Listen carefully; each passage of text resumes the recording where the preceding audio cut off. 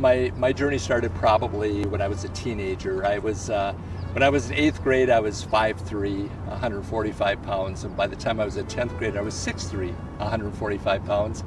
And I lost my ability to jump as much as I did. I was pretty athletic, a basketball player and things, and I started to notice neuropathy in my feet and the inability to jump and do some of the things, run as fast as I could.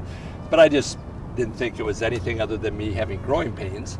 And so I just let it go. And basically, for most of my adult life, I ignored the fact that I had something here, but I saw it in my family. And a couple of my sisters started to have these effects. And my one sister, Karen, actually has had several surgeries. And when she was going through diagnosis, she found out what CMT was. And it happened because my nephew had a football injury. He was playing football in high school in Chicago. And the doctors there saw his feet and said, "Can we do some testing on you, because their feet are really messed up?" And he was the first one in our family to be tested, actually, and found to have CMT. And then my sister was dealing with these things. They thought it might be MS, but they realized it was CMT.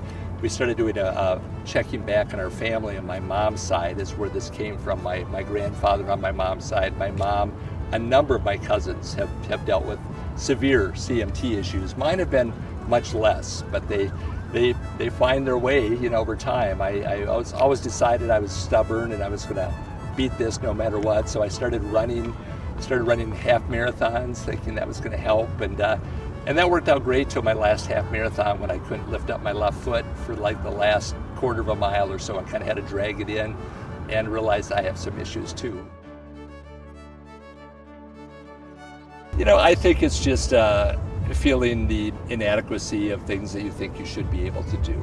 Again, I've always felt that I was strong and healthy and ready to do anything, but you realize you have limitations. And as I've gotten older, it's progressed, and those limitations become more in your face on a daily basis. And that's just hard. You certainly think of yourself as a young adult or as an adolescent as being invincible.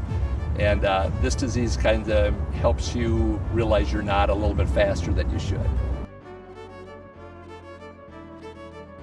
I think the last year I can remember with our whole family together would have been 1989, and that's when my father-in-law was still alive, my parents were still alive, everybody was, and relatively healthy for the most part, and doing well, and our son was a young child and loving Christmas and the holidays in general.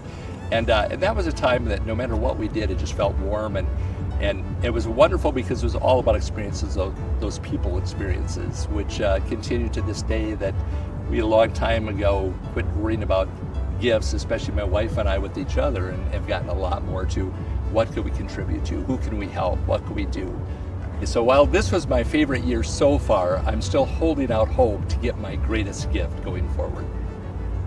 Would you please consider donating on my behalf so I can receive my greatest gift of all, a cure for CMT?